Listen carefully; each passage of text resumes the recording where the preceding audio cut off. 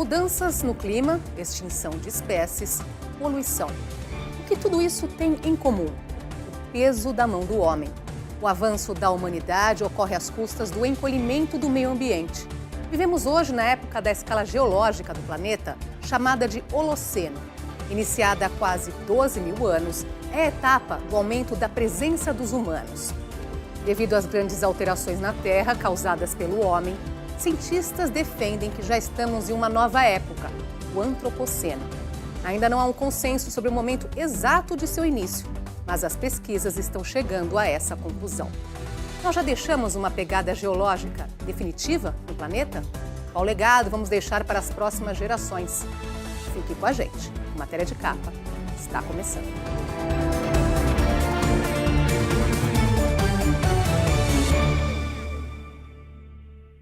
Um grupo de pesquisadores britânicos e norte-americanos identificou um ponto de referência que pode marcar o início do Antropoceno, época caracterizada por mudanças no planeta causadas por nós, humanos.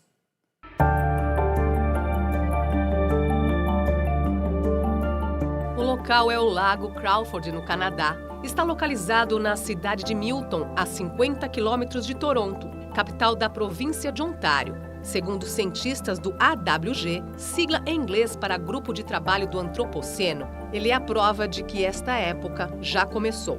Com 24 metros de profundidade, o lago tem águas que não se misturam. Seu fundo, camadas de sedimentos bem preservadas que não sofreram perturbação da atmosfera.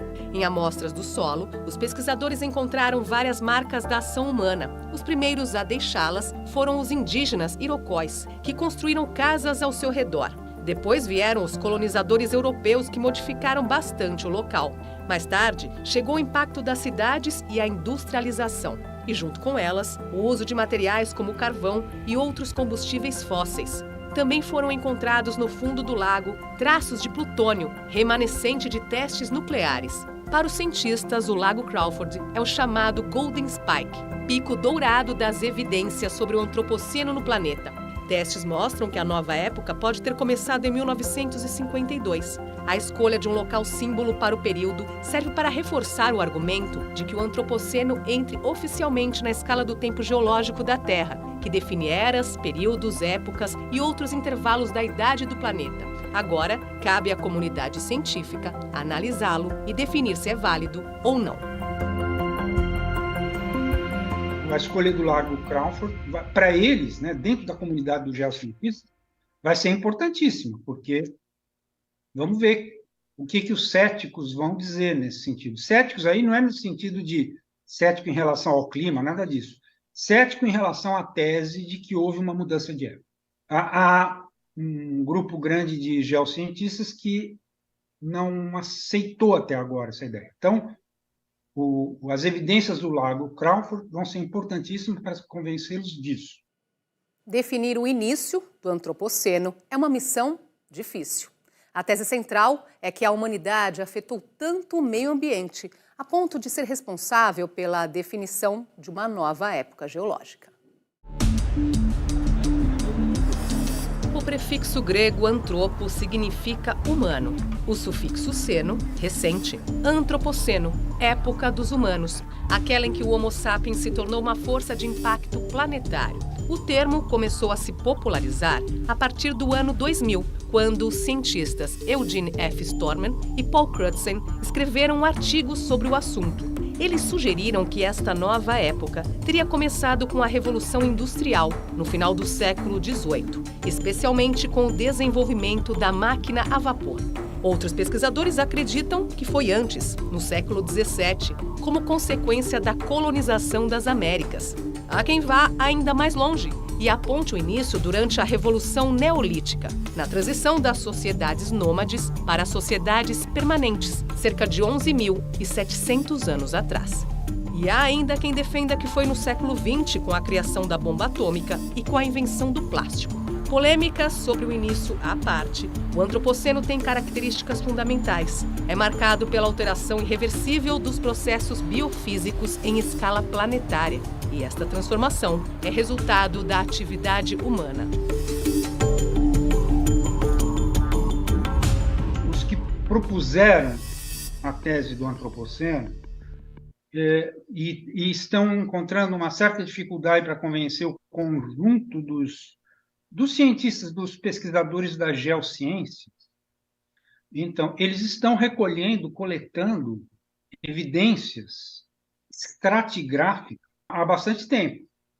E, recentemente, eles chegaram à conclusão que o melhor testemunho, o mais representativo, o mais evidente, o mais óbvio, é esse lago, em que você encontra a 25 metros de profundidade plutônio, que é uma coisa que só começou a surgir assim na natureza com as explosões atômicas, que justamente marca aquele meados do século passado, né? E é o período que é considerado em que se entrou no Antropoceno, que, né, em princípio, começou o Antropoceno. O planeta Terra tem aproximadamente 4,5 bilhões de anos. Para ajudar a entender tudo o que aconteceu desde a sua origem até os dias atuais, a ciência separa essa história em uma escala geológica.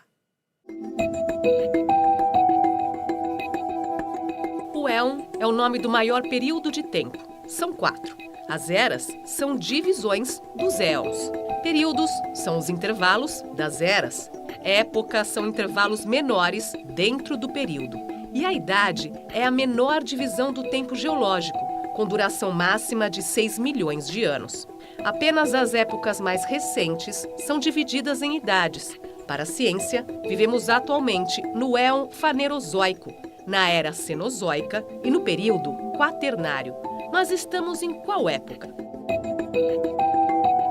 Alguns dizem que ainda estamos no Holoceno, que começou quando terminaram os efeitos da última glaciação, há cerca de 11 mil anos. Mas o que alguns cientistas defendem é que já estamos na época do Antropoceno, que pode entrar na escala geológica da Terra. A idade e as fases do nosso planeta são calculadas com base em estratos rochosos e fósseis, e também por meio da análise de elementos químicos radioativos. É por isso que os cientistas nunca passam direto por uma rocha. Elas guardam muitas histórias.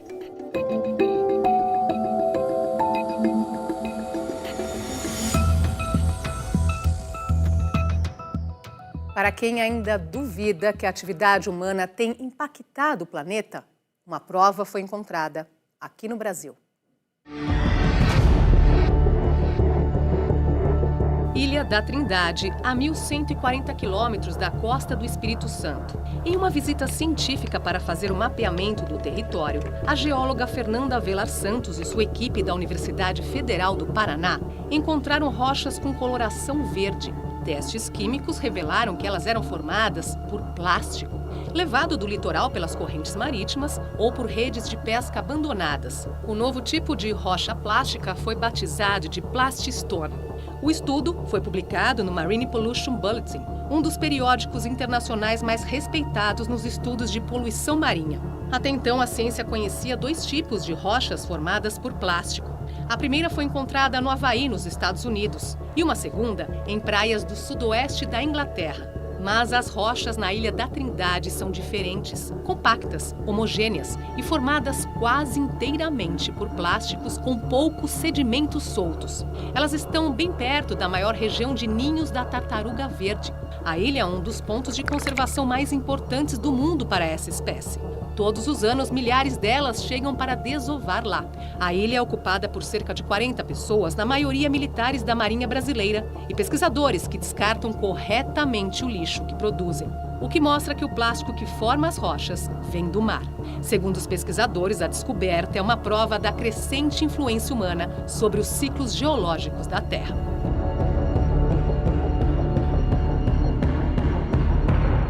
A descoberta das rochas de plástico na Ilha da Trindade me surpreendeu porque eu não estava esperando encontrar isso. Eu estava realizando um mapeamento geológico, de riscos geológicos, trabalhando com outra coisa, com as rochas da ilha, e me deparar com um novo tipo de poluição, né? Um novo tipo de forma de poluição, incorporando nas rochas, na areia da praia, foi surpreendente. O impacto disso para a biodiversidade do local que eu encontrei essas ocorrências de plástico, que é próximo a corais, é próximo a ninhos de tartaruga, tem uma biodiversidade muito importante essa região da Ilha da Trindade, então é mais um fator de poluição para a cadeia alimentar, né, desses animais. Daqui a pouco, qual o tamanho da nossa pegada ecológica na Terra? E ainda, como a extinção de insetos afeta a produção global de alimentos? Não saia daí.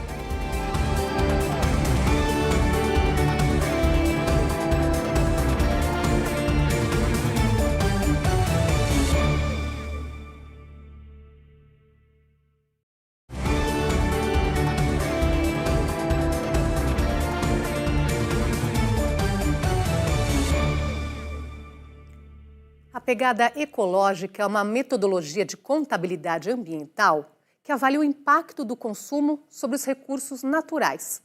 Será que os humanos já deixaram uma marca definitiva no planeta? Concreto, metal, tijolos, máquinas, edifícios, estradas, automóveis, eletrodomésticos, plástico. Todo o material produzido pela ação humana já supera a massa de matéria viva da Terra. Essa é a conclusão de um estudo publicado na revista Nature, realizado por pesquisadores do Instituto Weizmann de Ciência em Israel. Em 2020, a pegada humana já era maior do que o impacto de todos os outros seres vivos juntos. A massa total dos objetos gerados pelos seres humanos é chamada massa antropogênica. Só para se ter uma ideia, uma massa antropogênica maior do que o próprio peso corporal de cada pessoa do planeta é produzida a cada semana. E esse número tem dobrado a cada 20 anos. Somente a quantidade de plástico presente na Terra já é maior em massa do que todos os animais terrestres e criaturas marinhas juntos. Isso mostra que a humanidade ocupa cada vez mais espaço no planeta. Segundo os autores do estudo, esses dados fundamentam a proposta de definir a época do Antropoceno. Eles chamam a atenção para o fato de que o mundo natural não é infinito, como muitos parecem acreditar. Se a produção humana continuar nesse ritmo, o peso do nosso impacto ultrapassará 3 teratoneladas até 2040, quase triplicando a massa dos seres vivos.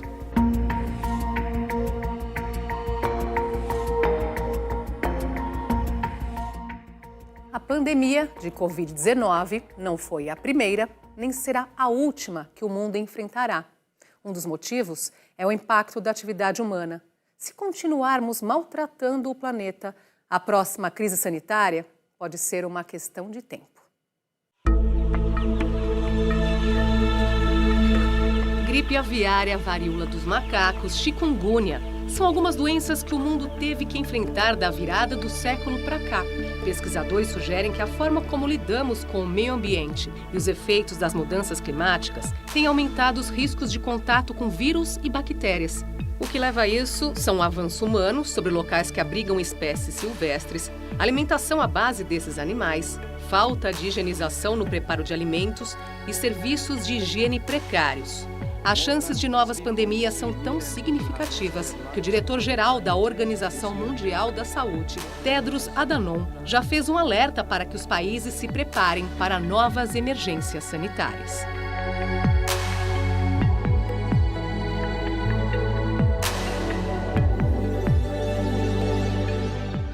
Outra consequência do Antropoceno é a extinção dos insetos, que já afeta a produção global de alimentos.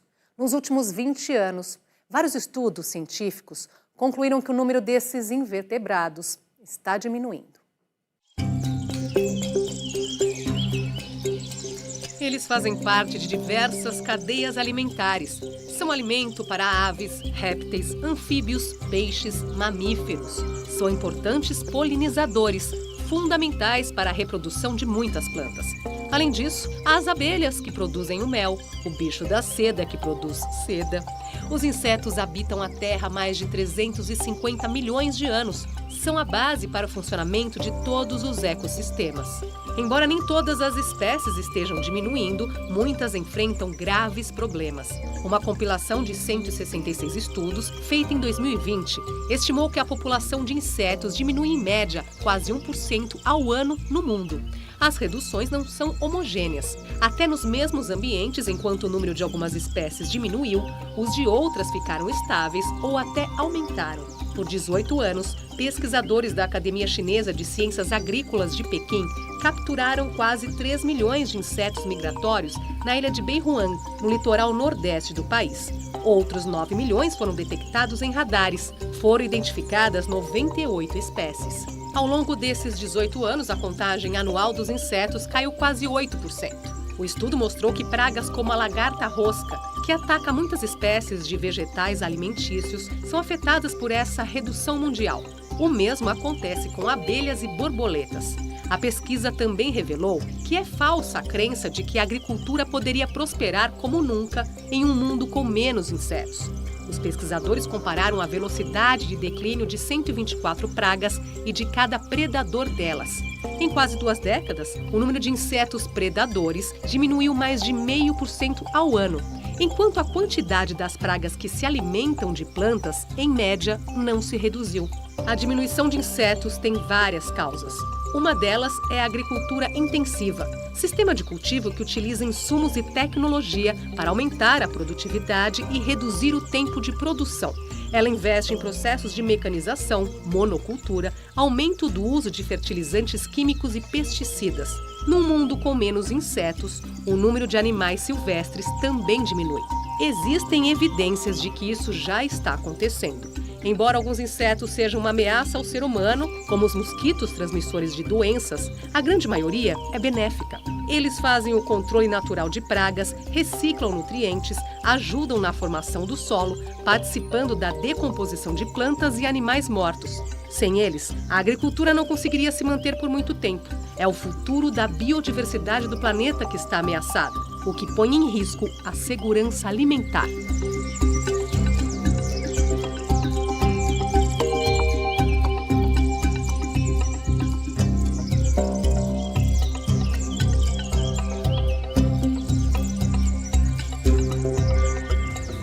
Daqui a pouco, quais os desafios da época do Antropoceno?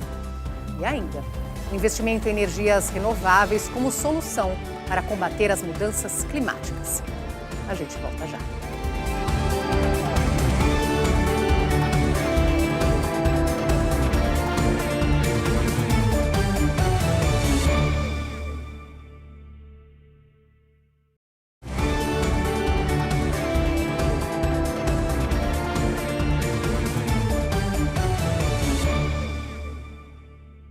Mudanças sempre trazem a necessidade de adaptações.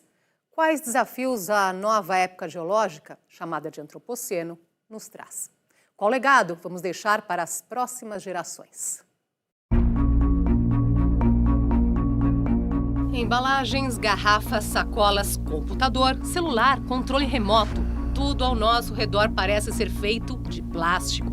O tipo mais comercializado hoje é derivado de petróleo e demora cerca de 400 anos para se decompor, o que causa enormes danos à natureza. O plástico foi criado em 1862, há 161 anos, o que significa que nenhum plástico convencional fabricado no mundo se dissolveu. Estão todos por aí.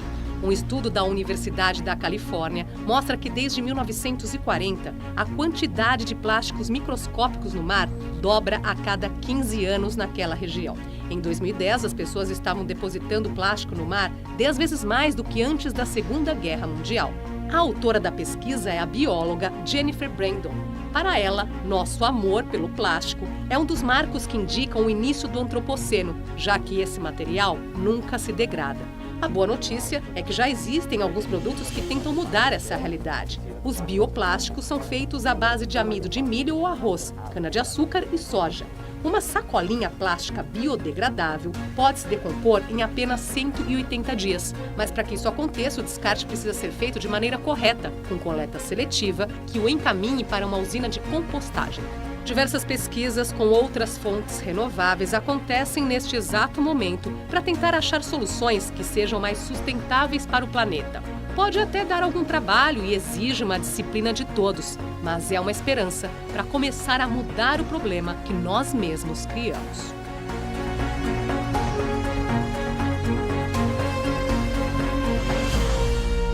O principal desafio da humanidade é reverter os impactos negativos que estamos causando para os sistemas naturais no momento. Por exemplo, a poluição de plástico, a poluição de lixo no oceano. É um trabalho muito difícil, porque você tem o plástico desde ele tá no tamanho macro, grande, até microplástico, nanoplástico. E remover esse material do sistema natural é muito difícil. E é mais difícil ainda conseguir controlar a entrada desse material no oceano. É um super desafio que envolve os países, né? Não só nós individualmente, mas também é uma questão de política global. O impacto humano no planeta está modificando o clima e a atmosfera. Uma das soluções para combater as mudanças climáticas é o investimento em energias renováveis. Não é barato, mas o retorno compensa. Para evitar as consequências mais graves da crise climática, o mundo terá que acelerar a transição dos combustíveis fósseis para fontes naturais que não se esgotam. O problema é que a construção da infraestrutura não é barata. O custo para instalar painéis solares, turbinas eólicas, baterias e outros sistemas para uso de energia renovável é alto. No entanto, um estudo mostra que esse investimento pode se pagar em 6 anos. Segundo a análise de pesquisadores da Universidade de Stanford, a conta da transição de quase todo o planeta para um sistema renovável seria de 62 trilhões de dólares. Essa infraestrutura economizaria outros trilhões de dólares em custos de energia. Uma das transições mais cruciais é a dos veículos a combustão para elétricos. Para mitigar os impactos ambientais, os fabricantes de veículos elétricos tentam aumentar a vida útil das baterias e descobrir o que fazer com elas depois do descarte. Vários componentes das baterias, como plástico e alumínio, são fáceis de reciclar, mas a reciclagem de metais raros como cobre e cobalto e de produtos químicos ainda precisa melhorar. Enquanto não chegamos lá, uma alternativa para diminuir a emissão de gases do efeito estufa são soluções como o carro a álcool, tecnologia desenvolvida há mais de 40 anos no Brasil. Em todo o mundo, o etanol é usado como aditivo à gasolina. Em 70 países, ele é uma tecnologia sustentável para controlar as emissões. O Brasil é o segundo maior produtor mundial de etanol, produzido a partir da cana-de-açúcar. Fica atrás apenas dos Estados Unidos, que obtém etanol a partir do milho.